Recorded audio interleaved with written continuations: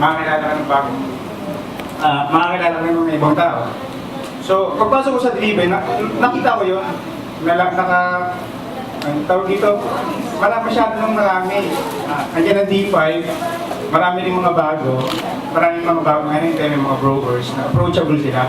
So, feeling mo, membro ka na, may benta ka sabi nga nila walang discrimination eh.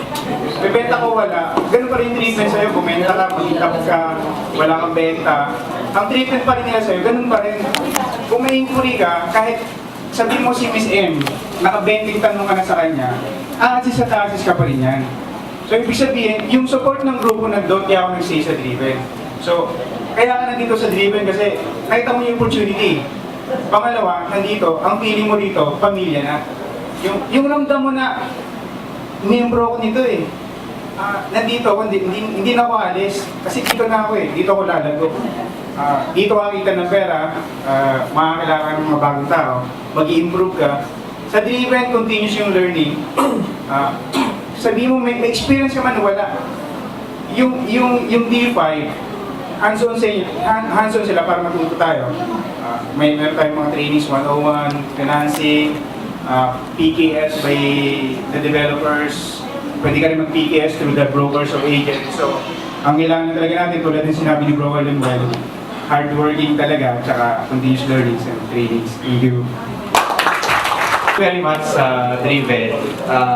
Pareho kay Broker Jackie, bago din lang ako sa industry. So, Driven taught me the way din how the industry works dito sa real estate. Yun, yung sa Driven Cares, ang nag-stuck sa akin, everyone naman nag-attend ng Driven Cares, yung circle, yung saan sa start ka naman, study the project, gano'n. So, dala ko natin ng PKS, tapos part-time din ako, part-time lang ako sa real estate industry. Part-time broker lang. Pero yun, tsaga lang talaga kung gusto nyo talagang mag-stay din sa industry, you really have to work hard for it. Walang easy road for that. So, attend natin ako ng PKS, tapos inuna ko yung mga networks ko, yung mga friends ko. Kasi for sure doon may makukuha kayo. Imposibleng wala. Lahat naman naghahanap ng bahay di ba? At some point or another, meron yan di ba? Mas maganda nga itong industry kasi minsan sila pa yung lalapit sa'yo pag nakwento mo na. So, yun lang yung style na ginawa ko. Of course, with the help of Driven din kasi sila yung tuturo ng mga trainings, paano mag-sales, gano'n. Tapos sa mga PKS, sila ng schedules, ganyan. And they taught me, pag may mga questions ako, yun, active naman sa group, just post there, and mas sipag naman sila mag-reply. Ito si Sir Van, Tapos lahat nag-post gano'n. Tapos lahat sila, Sir Gary, Sir DJ, everyone helped me pag may mga ideas. So yun lang, tuloy-tuloy lang yung sa attend ng PKS. Yun lang ulit, yung circle. Sundan nyo lang yung circle. Paikot-ikot lang yan. Thank you. Christina. Para sa'yo. Idol ko yan, original KKK Queen. Ano pa ba? Ay. Nabigla ako kasi gusto kong umattend ng PKS kanina.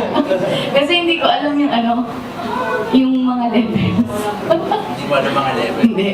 Kala ko hanggang Driven 2 lang, so hindi ko alam na may Driven 3 pala. Ayun. Thank you sa Driven. Natupad yung pangarap ko kasi hindi pala nasabi kanina, dream ko talaga mapunta sa real estate. Nasa IT ako ngayon, pero nung bata pa ako, tanda na. Dream ko talaga, kung makikita niyo yung mga naipon ko simula nung graduate ako 20 years old, mga naipon ko ng mga brochure, kasi pangarap, ewan ko, hilig ko lang talaga sa bahay. Tsaka mga magazines ko, ang dami, Real Living, kung ano-ano. Santambak, nagagalit na nga yung asawa ko. Ganun ako kagusto sa real estate. Tapos hanggang nitong last year nga, sabi ko bakit hindi na lang ako mag-join. Tapos nag-search ako, nakita ko yung admin sir. NP at si NP. Okay. Hindi ko sila inaagawan. Kaya lang kasi kasi mahilig ako, hindi naman manita. Kaya lang kasi I want to put things in order para madali natin maintindihan ko ito. Sa mga taong tumatawag sa akin, humihingi ng, bakit tagilan mo na ay anak?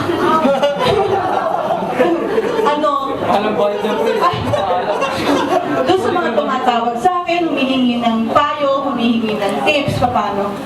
Pasensyahan nyo, hindi ako masungit, hindi ako, akala nyo lang, matapang lang talaga ang personality ko, pero I'm very, very friendly. Anak, BA, di ba anak no? Oh, ang dami ko anak dito sa totoo lang. Pero, utang na loob, hindi ako pinakamatanda rito, ha? Ayun, sinabi niya ako sa matanda, yung dalawa, pagpagod mo ako! Pero mga agente ko, yung dalawa, si ate, gusto ko Puro bata ah. kung bakit kasi lahat ng ahente ko, mabuti na lang matanda sila. Okay, so guys, maraming salamat doon sa humingi. I will always be open to you. I will always be there to help you guys. Pasensyahan nyo kung minsan talagang prangka akong magsalita, direkta. So, walang degree.